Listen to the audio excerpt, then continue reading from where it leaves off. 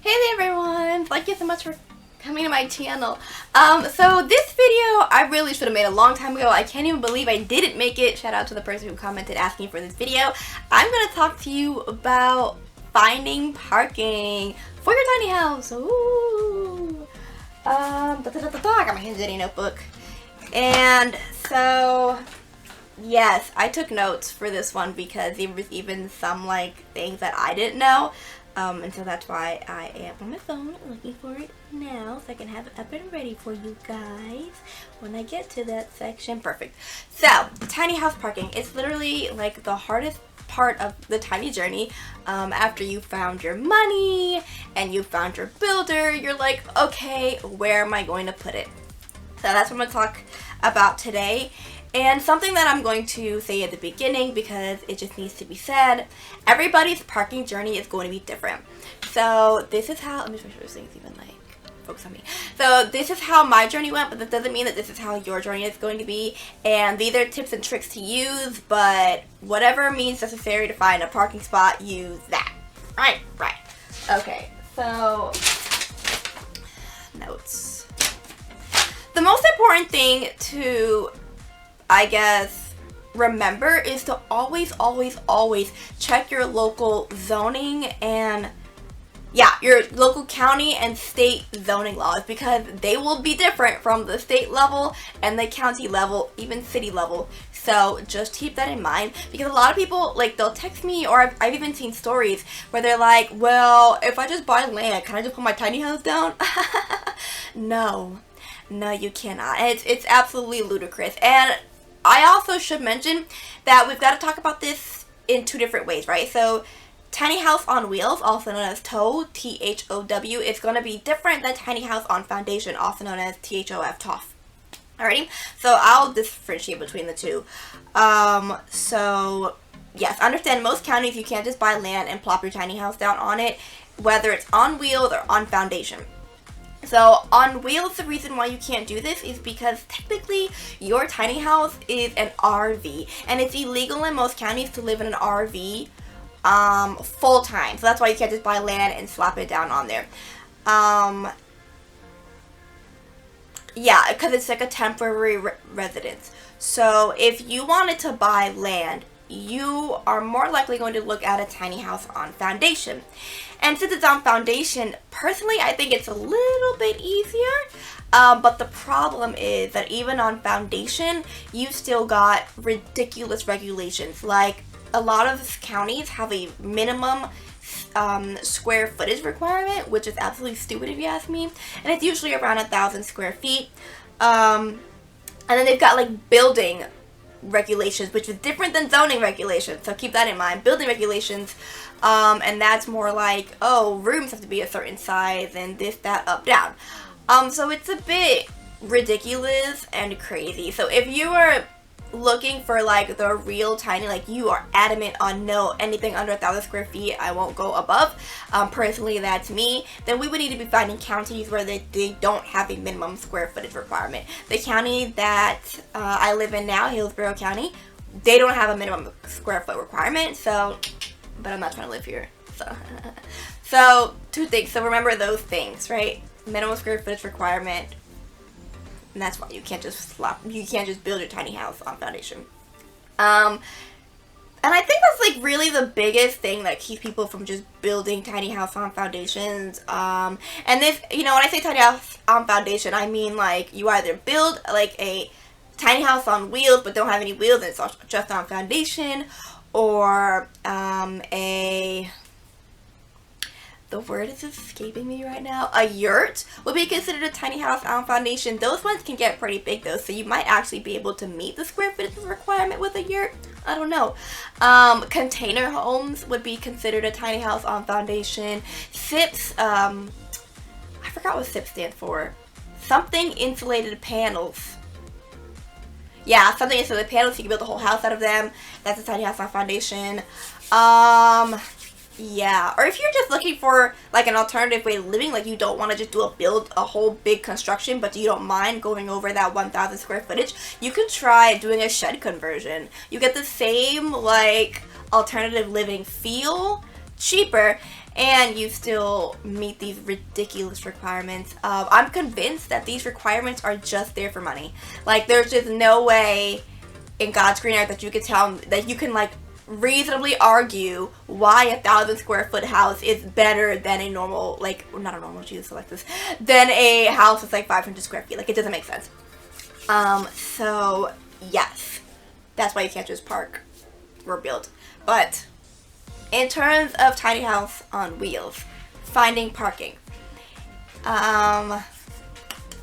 First place I always tell people to go is family and friends. So the good thing about tiny house on wheels, and that them being technically RVs, is that they can be counted as accessory dwellings, ADUs.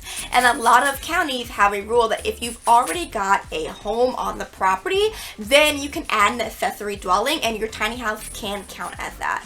And that's how you see like a lot of people with their tiny house, like, you know, in their parents' yard, because they're counting as accessory dwellings. So that's one place to choose. It's going to be your easiest route. Family and friends. I did not have that option, so that's why I don't live with family and friends, but I would love to, but it's cheaper as heck. Yes. And then the second place, obviously, second and third, everyone puts them together. I'm going to put them together, is RV parks and campgrounds. Now, I will tell you, I'm 100% sure that the landscape is drastically changing with the rise and popularity of tiny houses, but even 3 years ago when I bought my tiny house, some RV parks wouldn't take it, even if it's RVIA certified.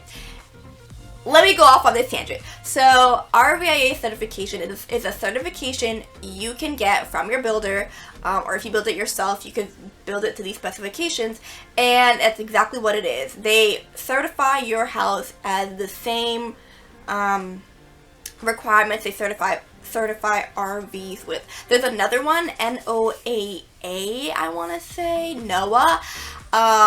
This one is, I don't think it's as regulated. I know a couple that have it, but I don't know if it's as like, I don't really want to say popular, but as definitely legal, but as legislative as RVIA, if that makes any sense. So if you can get RVIA certified, it doesn't hurt. Maybe it costs a bit more, but it definitely doesn't hurt to be RVIA certified.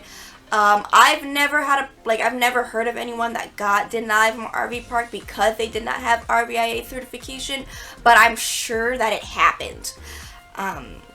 So you want to have that sticker just in case. But, so yes, that was certification tangent. But 3 years ago, even though I was RVIA certified, I still found RV parks that would not take tiny houses because they didn't know what it was. They were like, that sounds shady, we're not going to take you because I don't know what you're going to do to my electrical system, blah, blah, blah, blah, blah. I'm pretty sure the landscape has changed drastically, like I said, because of the popularity. So RV parks and campgrounds are going to be, you know, your go-to. And they can be a bit more expensive, but you also do get more amenities. And some RV parks, I know, like when I was looking to move my tiny house to Daytona near my dad, a lot of the RV parks change per season, right? Because we have like NASCAR and we have bike week, so that can be like a factor. Like they don't all have year leases, or they might not all have flat rates year round. So you can, you know, think about that while you're looking. But I feel like RV parks are made to be like looked down on, or like, oh my god, you had to be in an RV park. And I've only heard great things from people that have lived in RV parks. Now, I've only heard great things from people that lived in good RV parks. Just like anything else, you're gonna have your good and the bad.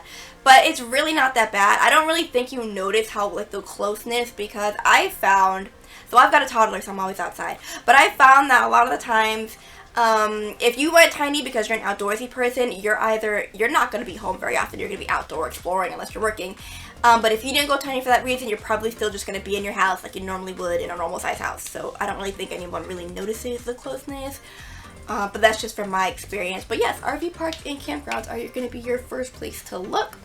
I usually just give them a call, and the first thing I ask them, do you take tiny houses? If they ask what that is, I tell them, like, it's just a house built on a trailer. It's RVIA certified, so it's certified to be an RV. It's registered at the DMV like an RV. And I just give them all the information. A lot of the times they'll ask for pictures because they're imagining something like grotesque and awful in their head. I'm not even joking, you guys. And I send them pictures, and most of the time they're like, wow, this is really cool. Yeah, why not? We don't care. So RV parks, campgrounds, gonna be your first place to look.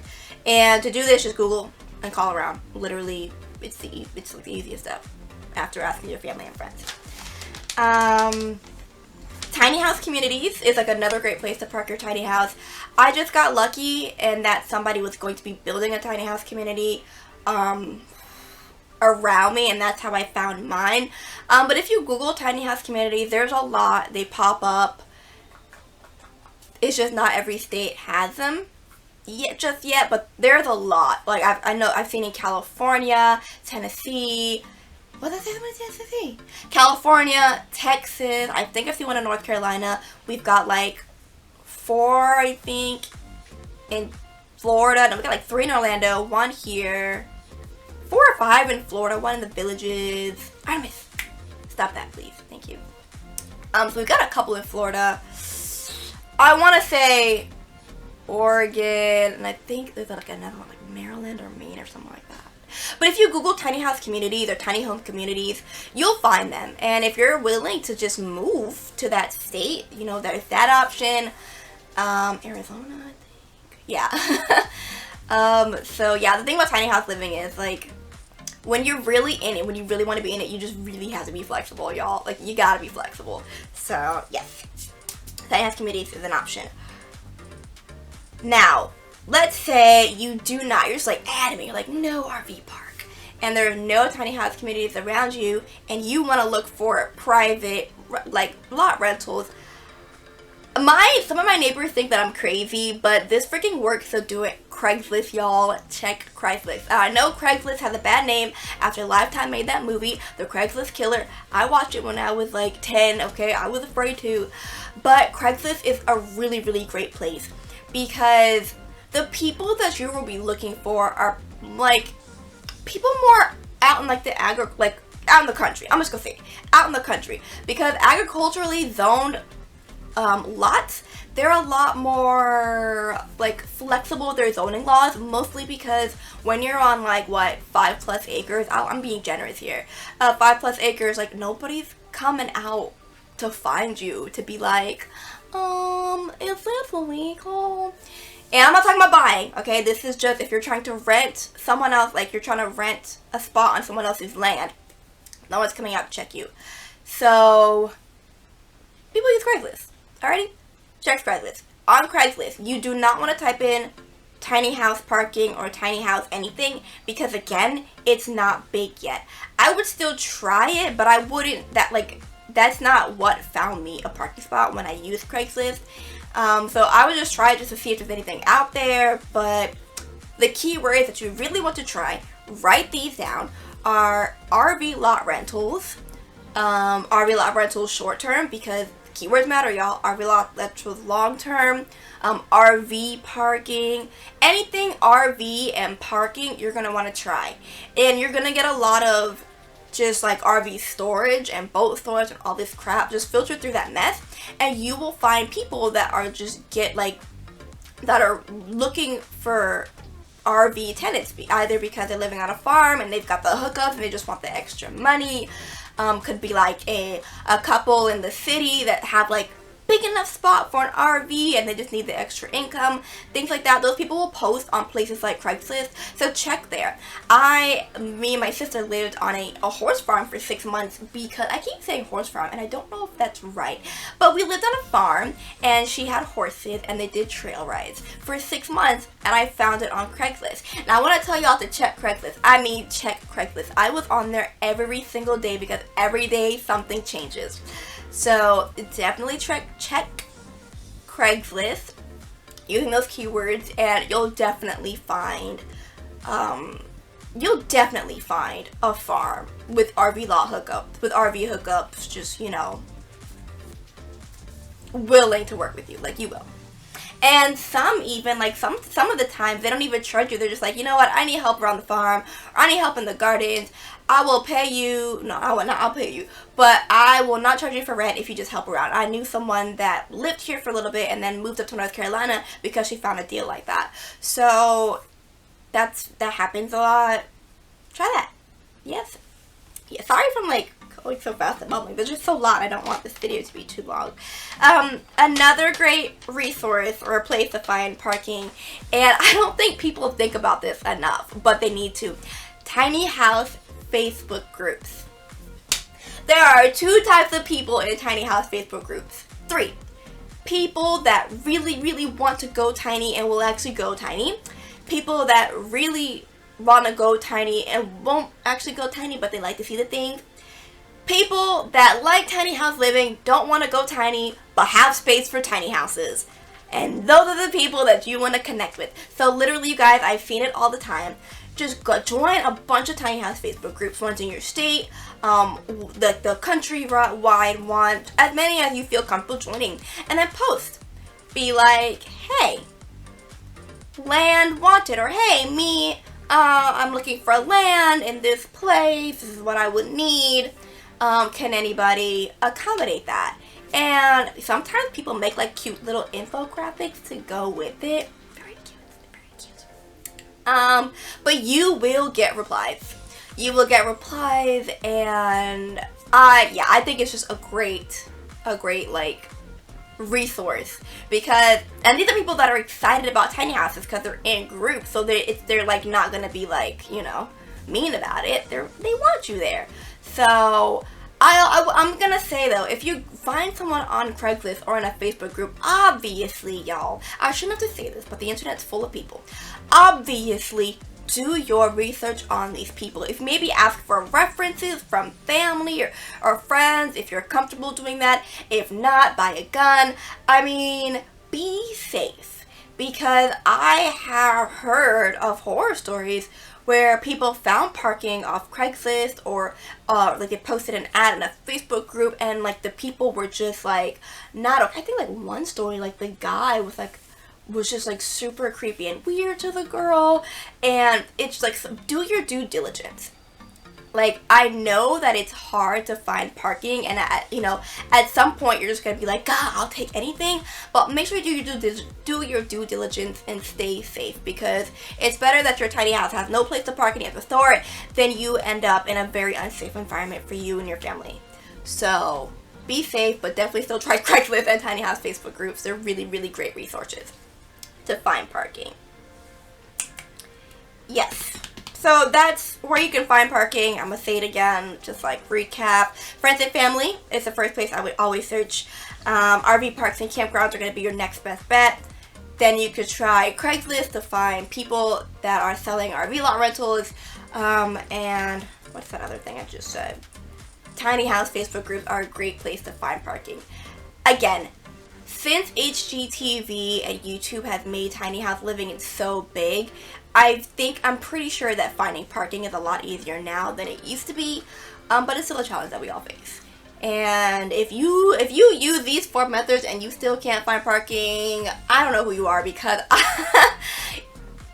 I wouldn't know any other methods. Maybe also try speaking to your builder. Like, the tiny house community, state-wise and country-wise, is very small. So chances are, your builder, if your builder's in the same state as you especially, it's going to have some information on maybe where these tiny houses can go. They're going to have information on where their past clients have parked their homes. So do not be afraid to ask. Don't never be afraid to ask. So yeah, that video just covered me. So I did some research before, because there were things that even I didn't know, and I'm going to tell you right now the most popular states for tiny house living, or I guess how they said it was like the states with the best zoning laws for tiny house living, and they took into account tiny house on wheels and tiny house on foundations. There's like a good couple, so I'm gonna read them to you, and if your state is on the list, yay! If your state is not on the list, time to move. So we're starting with Arizona, California, Colorado, Florida, Georgia, Idaho, Indiana, Kansas, Maine, Massachusetts, Michigan, Minnesota, Nebraska, Nevada, New Hampshire, New Mexico, North Carolina, Oregon, Pennsylvania, South Carolina, South Dakota, Tennessee, Texas, Utah, Vermont, and Washington. And of these listed, the Business Insider did their own little article, and the top 10 most popular states for tiny house living are Utah, New York, North Carolina, Arizona, Washington, Oregon, Texas, Colorado, Florida, and California. And actually, I think all of these except for New York, I want to say, and maybe Utah. Definitely New York, maybe Utah. I know of a tiny house community in every single one of these states besides those two. New York, whether it's saying New York, y'all, they definitely mean upstate New York. They are not talking about the city of New York at all, okay? So remember that. Upstate New York, which I just say is basically Florida with snow. But, yes, these are the states. I really can't believe New York's even on there. New York isn't even on there. That's really weird. I know that there are tiny houses in New York, but I've heard of more people having problems finding parking in New York than I've heard of, like, actual success. But there are tiny houses in New York, so I'll give them that. But yeah, those are some states with zoning laws, you know, good for tiny houses. And as you can see, these are states that are either really, really progressive, like California, Colorado, Oregon, or they're states with a lot of freaking land. Because like I said, agricultural land, they're a lot more lax with their laws, with their zoning laws, and like just, like, let's say that you're even parked illegally on, you know, land, agriculturally zoned land, you'll only get in trouble if someone comes out there and reports you, right? And most of the time out in the country, everyone's minding their own business. So that's usually, I think, why people like tiny houses migrate out to the country. But yes, there was something else I was gonna say about that. Oh, and a lot of these states are also, again, places with a lot of land and a lot of unrestricted access zoning laws, and those are like a gray area. I'm not gonna go too, like, I'm not a zoning expert, so I'm not gonna go too far into it. But unrestricted access, you've got even more. Like, how do I even, like, say this? So, I'm gonna Google it real quick, just so, because I don't, like, unrestricted land. Stop it. Maybe I shouldn't say unrestricted. So, unrestricted land. I know there's an A in there. Okay, here we go. Unrestricted land usually means the land doesn't come with the same restriction homeowners association impose. So, that's why... Another reason, I guess, why I shouldn't say agriculturally zoned land. I guess a lot of the land out in the country can be unrestricted access land. Unrestricted land, something access. Unrestricted land, and that's why tiny houses are usually out there and it states with a lot of land. So, I hope that answers your question. I hope I gave you guys all the knowledge I know of tiny house parking and zoning. Again, I'm not an expert. I just did it for myself and my sister, and then I stopped when I need to. But if you've got any questions about, like, or you want any help, figuring out zoning in your state, again, feel free to DM me on Instagram at ThisTinyJourney. I love to help people. I can help you do research, but, you know, like, I can't find you land. Like, you know, so, yes. Yes. Oh, yes. And I heard this from a friend of mine on Instagram. She is a realtor, I think in Tennessee. She also lives in a tiny house, and apparently a lot of scammers are like finding people that are looking for a tiny house land. They're calling it tiny house land.